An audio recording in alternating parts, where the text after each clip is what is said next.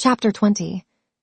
The whole of that day Anna spent at home, that's to say at the Oblonskys', and received no one, though some of her acquaintances had already heard of her arrival and came to call the same day.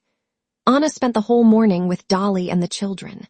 She merely sent a brief note to her brother to tell him that he must not fail to dine at home. "Come, God is merciful," she wrote. Oblonsky did dine at home. The conversation was general, and his wife, speaking to him, addressed him as Stiva, as she had not done before. In the relations of the husband and wife, the same estrangement still remained, but there was no talk now of separation, and Stepan Arkadyevitch saw the possibility of explanation and reconciliation. Immediately after dinner Kitty came in. She knew Anna Arkadyevna, but only very slightly, and she came now to her sister, with some trepidation, at the prospect of meeting this fashionable Petersburg lady, whom everyone spoke so highly of. But she made a favorable impression on Anna Arkadyevna. She saw that at once. Anna was unmistakably admiring her loveliness and her youth.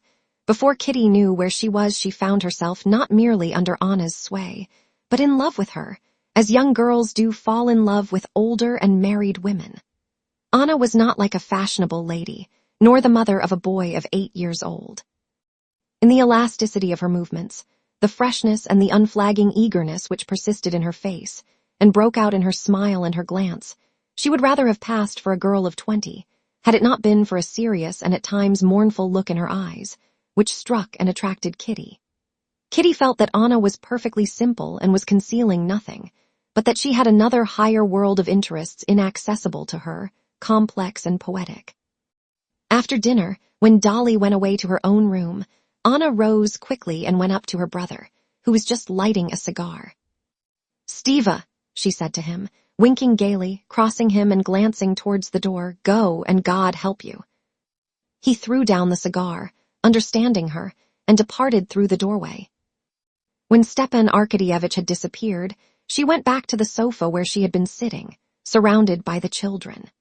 Either because the children saw that their mother was fond of this aunt, or that they felt a special charm in her themselves, the 2 elder ones, and the younger following their lead, as children so often do, had clung about their new aunt since before dinner, and would not leave her side. And it had become a sort of game among them to sit as close as possible to their aunt, to touch her, hold her little hand, kiss it, play with her ring, or even touch the flounce of her skirt. "Come, come, as we were sitting before," said Anna Arkadyevna, sitting down in her place.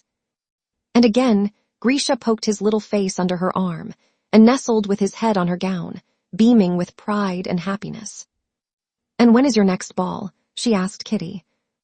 "Next week, and a splendid ball. One of those balls where one always enjoys oneself." "Why, are there balls where one always enjoys oneself?" Anna said, with tender irony. "It's strange, but there are. At the Bobrishchevs, one always enjoys oneself, and at the Nikitins too, while at the Mezhkovs it's always dull. Haven't you noticed it?" "No, my dear, for me there are no balls now where one enjoys oneself," said Anna, and Kitty detected in her eyes that mysterious world which was not open to her. "For me there are some less dull and tiresome." "How can you be dull at a ball?" "Why should not I be dull at a ball?" inquired Anna. Kitty perceived that Anna knew what answer would follow. "Because you always look nicer than anyone." Anna had the faculty of blushing. She blushed a little and said, "In the first place, it's never so, and secondly, if it were, what difference would it make to me?" "Are you coming to this ball?" asked Kitty. "I imagine it won't be possible to avoid going. Here, take it," she said to Tanya, who was pulling the loosely fitting ring off her white, slender-tipped finger. "I shall be so glad if you go. I should so like to see you at a ball. Anyway, if I do go, I shall comfort myself with the thought that it's a pleasure to you. Grisha, don't pull my hair. It's untidy enough without that," she said, putting up a straying lock, which Grisha had been playing with. "I imagine you at the ball in lilac." "And why in lilac precisely?" asked Anna, smiling. "Now, children, run along, do you hear? Miss Hoole is calling you to tea," she said, tearing the children from her and sending them off to the dining room. "I know why you press me to come to the ball. You expect a great deal of this ball, and you want everyone to be there to take part in it. How do you know? Yes. Oh, what a happy time you are at, pursued Anna. I remember, and I know that blue haze like the mist on the mountains in Switzerland. That mist which covers everything in that blissful time when childhood is just ending. And out of that vast circle, happy and gay, there is a path growing narrower and narrower, and it is delightful and alarming to enter the ballroom, bright and splendid as it is. Who has not been through it? Kitty smiled without speaking. But how did she go through it? How I should like to know all her love story, thought Kitty, recalling the unromantic appearance of Alexei Alexandrovich, her husband. I know something. Stiva told me, and I congratulate you. I liked him so much, Anna continued. I met Vronsky at the railway station. Oh, was he there? Asked Kitty, blushing. What was it Stiva told you? Stiva gossiped about it all, and I should be so glad. I traveled yesterday with Vronsky's mother, she went on, and his mother talked without a pause of him. He's her favorite. I know mothers are partial, but... What did his mother tell you? Oh, a great deal, and I know that he's her favorite. Still, one can see how chivalrous he is. Well, for instance, she told me that he had wanted to give up all his property to his brother, that he had done something extraordinary when he was quite a child, saved a woman out of the water.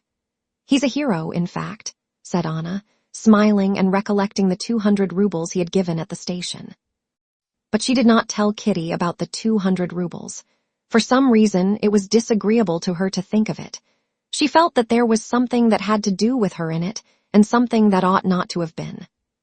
She pressed me very much to go and see her, Anna went on, and I shall be glad to go to see her tomorrow.